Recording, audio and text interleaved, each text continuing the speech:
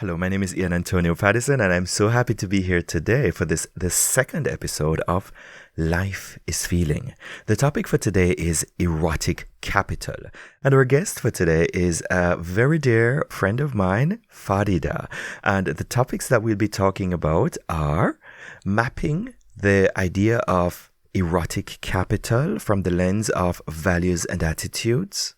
We're going to be looking at the idea of getting the woman first, whatever that means. Of course, you'll have to listen to find out. We'll be busting some myths having to do with the erotic and also the idea of erotic capital.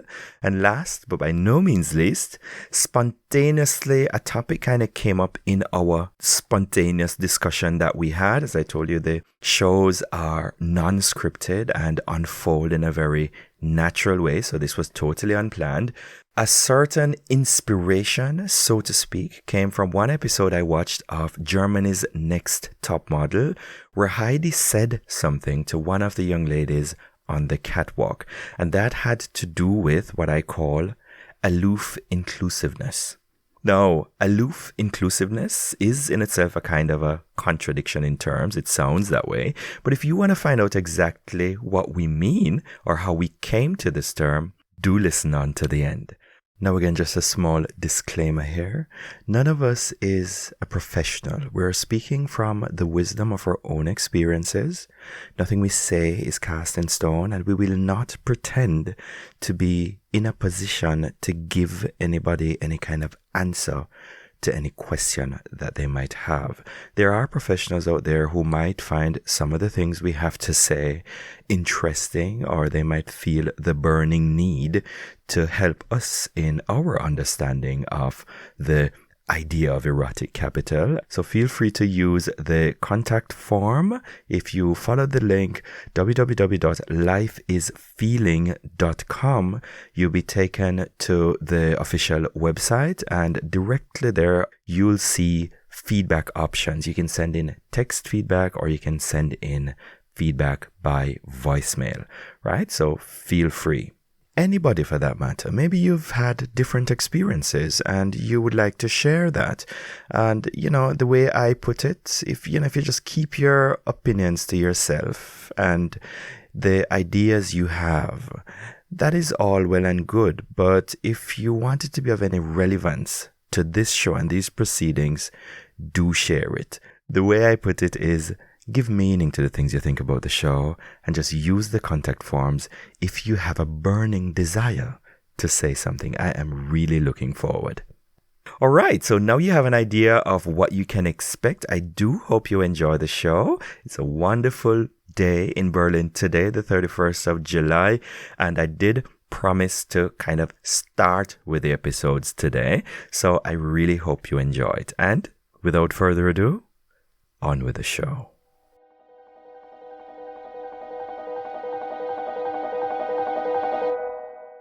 Okay, Farida. Finally, you're here again, and I am happy that we got to this. We are trying out today for the first time for this new episode, actually a new show called Life is Feeling, and some of the topics or some of the themes that I've put together are quite provocative, I would say, and today is an experiment. You've had a chance to look at some of the themes, Farida. What do you think? Like I said when we were watching the possibilities here, I said it's like a minefield because it's a lot of interesting topics, but very easy to slip into unconventional opinions or saying something that you might regret. I feel that it's important to try to weigh my words, which is not the trait that I'm most famous for. Okay. Well, I've also been known to be, well, I'm not going to say brutally direct, but sometimes on the continuum of things, it's either quite direct or somewhat cryptic, as some people like to say. But, let's look at it this way. The topics might be controversial. They might seem a little bit dangerous even at the time to touch on, but I also want to be clear on one thing. We're all human beings. We're all entitled to our opinions, and it being one of the strongest traits of being human, we adapt and we adopt our varying opinions as we evolve, as we grow, and everybody is entitled to change their minds. Oh, most definitely. I think that it's more interesting to kind of reason or philosophize around these topics rather than having a strongly founded opinion, because I feel that I am very fluid regarding a lot of things, that I haven't really made up my mind, that I can see that there is on the one hand and on the other hand, and there is rarely a black and white, either completely right or completely wrong, or like a one God's truth to things. There are always several aspects to be taken into consideration. Yes. You might ask which truth, which God, or whose truth? Exactly. There are also these questions. No? And that also shifts throughout life. Of course. Well, as I said, nothing here is cast in stone. It is a conversation with ideas. That is what I would like us to enter into. Again, the name of the show is Life is Feeling. And feeling is something, based on emotion, you could say, that just changes. It flows like the river. And, we should just give it space. That is what it's about. And conversing with ideas means not that we are necessarily caging ourselves into any kind of fixed realities. Right. So, bring on the authenticity. You can bring your authenticity today, and you can also change it tomorrow. Everything, of course, that we say here is based on our own experiences, our own fields of influence and wisdom, and being educated people who also know the value of learning from others, opening one's mind, speaking to ideas with ideas, and evolving as we go along. I am confident that we'll be able to pull it off. So am I. Yes, fantastic. Now, looking at some of the topics, I don't want to give away all the topics immediately today, but you had a quick look at some of them. You have the opinion as well that, or you've expressed the opinion that it's almost like a minefield. A minefield. Yes. Is there any one in particular that you're feeling right now? Anything in particular that you want to, kind of test out? Oh, nice. You gave the ball over to me. Of course, That's very convenient. Always. I think most of the topics that you presented can be discussed from several points of view and are very multifaceted. Is that something you can say? That is the word, of course. So I was curious about the erotic capital theme, because that can mean so many. When I asked you, you said it has to do, well, you intended it as the level of attractiveness that is perceived from the people around us. And I think that's a very interesting topic to start with, actually. It is a very interesting topic, one which I, as you know, and some of the listeners also know, I am actually an English teacher, and I never approach grammar without preparation. Now, yes, I can answer this question. I can clear it up where my mind is now. But in dealing with this particular topic, I would frame it a little bit differently. But, we can touch on it a little. Yes, you're right. It has a lot to do with, let's say, the level of attractiveness and how that is perceived by people around you. But there's a little more to it. It is not just the perception itself, but what this perception brings. Yes, the advantage or the disadvantage of this perception that people have of you in different situations. The cat is going crazy. She likes conversation. She gets all excited. So again, capital meaning somehow an asset. Yeah. The positive aspects of it, what comes from it, what is the value of how people perceive you in different situations, whether work situation, whether it be on stage, whether it be on stage, whether it's acting or dancing, performing, wherever. That is exactly what it is. But what is it that spoke to you about this topic? I think it's interesting to talk about recognizing your own resources. Because erotic capital can be very edgy. But when we talk about how our level of attractiveness is perceived, it makes me think that people are very fixated upon looks. But the attractiveness of a person has a lot to do with attitude. And being able to present present yourself in a way that's adequate for the situation that you're in. Fantastic. I'm glad you spoke about that as well. I mean, later, and when we do present this topic in a proper way, or let's say in a better way, because there's nothing more authentic than what we're doing right now. However, I suspect that we will revisit it. Defining first our meaning or understanding of the word erotic is important. And also to clearly state that this perception of the erotic doesn't necessarily have to do with looks is something very important. Because I mean, this eroticness doesn't have to be, what is it? Is it something just rawly sexual? Or is it something stimulating also on an intellectual level? Yes, that could be one question that we try to address first, or bring to the table in the first instance. Yeah. But when you say it's not just the appearance, what else from your experiences? We can only speak from our own experiences. I have my own as well. I'm opting, however, to invite you to a stage today. So I'm asking you, yes, what are how does erotic capital look to you? What does it look like? How would you define it? Well, you always know how to put the questions, don't you? So I think it's very, oh God, do we have the word squalid in English? Squalid.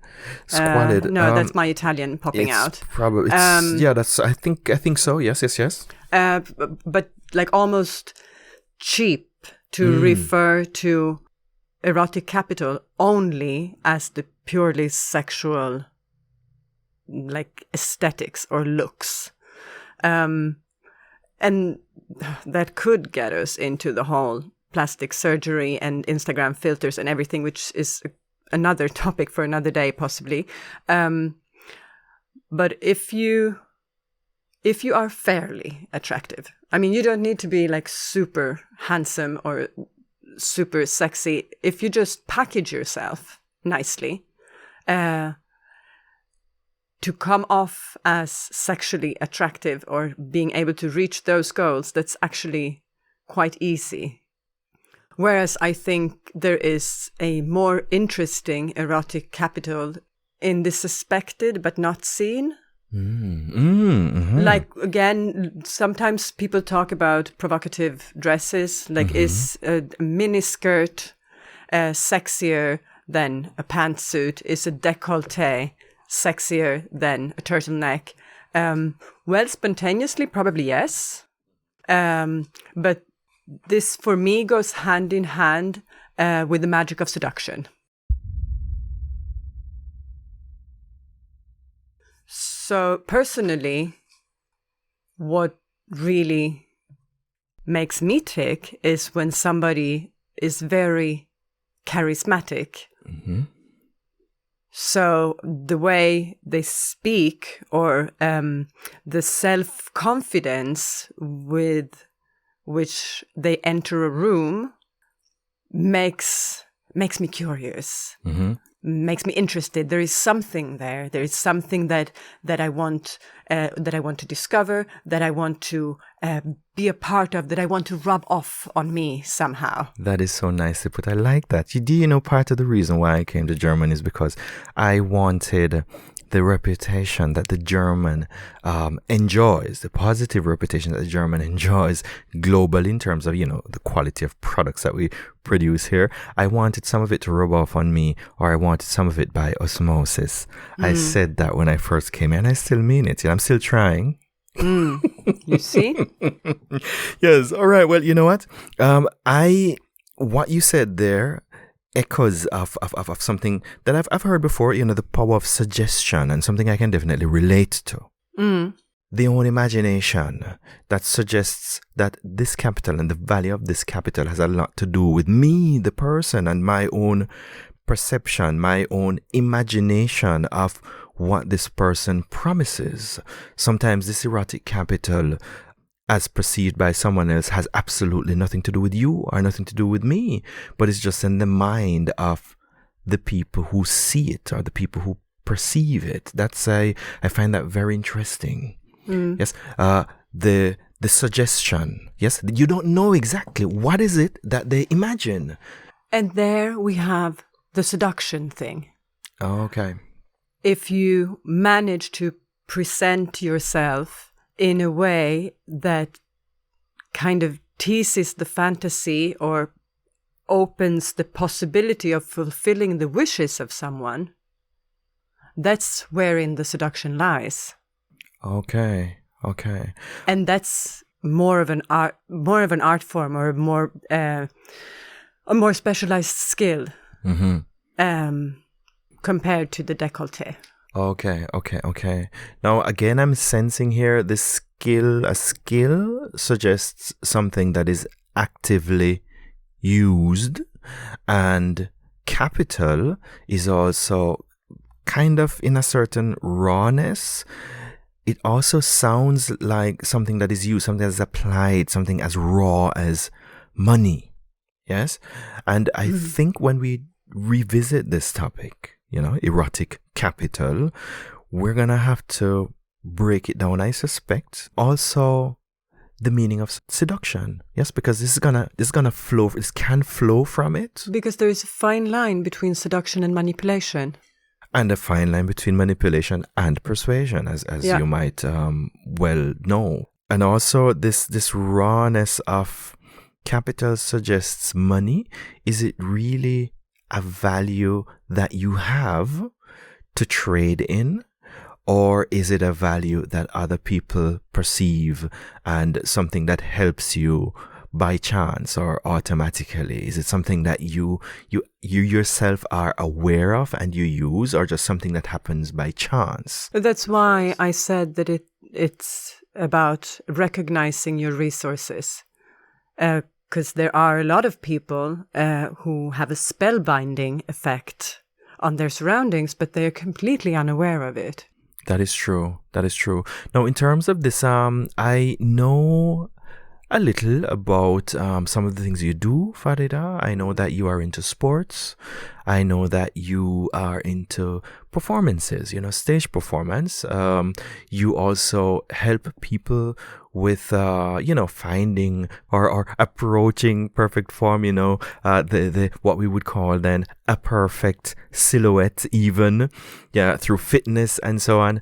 And I'm going to ask you specifically from your experience as a performer, how would awareness of erotic capital, the effect of charisma or a certain aura that helps you on stage, how could that help, someone in the everyday, maybe at work, in the office? All right, that's interesting. I would kind of say that you have to know what your goal is. I was quite young when I started performing as what's commonly called a belly dancer. And I had no idea about what impact it would have on people, because with my dance background, I thought that, well, I'm good at what I'm doing. I'm dancing. It's just a performance. But once you have actual living people there in front of you. There is so much more going on. So if you try to put yourself in my shoes back then, I was, 19 maybe, 20 at the most. I had suddenly landed what actually, I must say, was the job of my dreams. Mm-hmm. I was dancing 6 nights a week. I had fabulous stage costuming, and I was earning decent money, honestly. So it was this huge place with, on weekends at least, they had around 300, 400 guests, mostly families, mostly Lebanese families. So we have a cultural difference that I had no experience in. And we have like a family setting, but then we also have all the prejudice and fantasies that you have with belly dance and, well, let's call it the eroticism of it. What I actually realized very quickly was that I had to get the women first. I had to befriend the women somehow, not really with my dancing, but the way I presented myself and my attitude with some kind of irony. I got the women on my side, and then I was allowed to dance freely. Whereas one might think that you would focus on the men because then you would get a lot of tips and whatever, but no, then the wives would look like with a very severe eyes on their husbands. I can imagine the place would lose the families because the wives would say, we don't go there because the dancer is too provocative. But once I had seduced the wives, then I could do freely whatever I wanted on stage. And let's not misunderstand it to any kind of vulgarity here, but then I didn't have to hold back or restrict and be worried about what the erotic capital could do. Understood. So, now the reason why I asked you that is because, most people, they look at this and they see erotic. For them, it probably means immediately porno, yes? Or they see capital and for them, immediately it means money. So, they immediately equate that title to some kind of prostitution. Now, it is a provocative title in itself, but a discussion, a conversation with the idea of erotic capital like this is aimed at exactly that, touching on the myths, breaking them, helping to explain and showing to people that awareness of these things can be beneficial, and it doesn't necessarily mean that it's all about, money and porno and so on. It's just about an awareness of an effect that could be, and you using that awareness also to your benefit. And what you're doing is also making through your awareness of erotic capital, then you made your show, your performance accessible to families. And I got at the core of freedom of artistic expression. Exactly. So this is one way we could look at it, and this is kind of allowing this to unfold. Yes, the wider meaning. That's exactly what this is about. I'm glad you said that as well, because something popped into my mind when you were talking. Just last night, I was watching Germany's Next Top Model. Oh. I don't really want to give any free Werbung here, but yes, I was watching it, and it's also interesting. I watch it from my aloof place sometimes and pretend that it's beyond me or even below me sometimes. But there's something I can still learn from it. And there was one moment where Heidi said to one of the models on stage, you're walking, you should look sovereign or elegant and a little bit aloof and so on, but at the same time the people have to like you.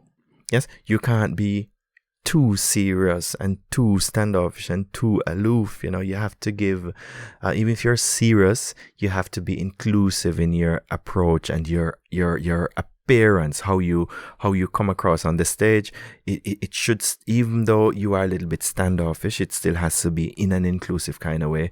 And that is definitely a dance that also takes place with being aware of this erotic capital, being aware of its power, but at the same time applying it in a way that doesn't close people out or cause people to feel too threatened. That's super interesting. I hadn't thought about it that way. And funnily enough, I think that I know how to work with that when I'm performing, but I'm completely clueless in my personal life. Okay. And we had a long silence there. Yes, we did have a long silence. I was kind of hoping that you would. Yeah, no. What do you mean? How is that possible? I often get told that I have an arrogant look, that I look snobbish, that I look like I will ask anyone who comes close to me to piss off, when I'm just, I don't know, at a party, hanging out in a bar, wherever, just being in my private self. Whereas on stage, it doesn't work that way. And what Heidi, I guess, Klum said was that you have to be kind of agreeable in your regality when you're on stage, because the catwalk is also a stage. Mm-hmm. Being agreeable that way, it's something that I never learned off stage. So, well, it's funny because, I really see it as a dance, because it is a charisma that grabs the attention of everyone. It is one that puts you on some kind of a pedestal, but at the same time, you have to be likable and approachable, right? Awareness of this erotic capital definitely has something to do with that. How are you gonna negotiate how you come across? Yeah. And we don't have to go so much into that today, because I really do think this is a topic that we're gonna have to revisit, and I hope the listeners are paying attention. You'll be the first to know if you subscribe to the show when we'll be talking on erotic capital. Might be the third or the fourth episode. But you also touched on something that we should talk about, Farida. I have known you for a while. I have known about, I've had the privilege of seeing you in performance, for example. I've had the privilege of seeing you at work and in many different contexts.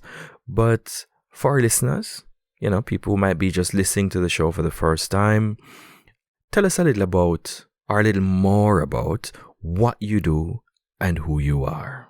Well, up until a few months ago, or a year ago or something, I would have said I'm a dancer.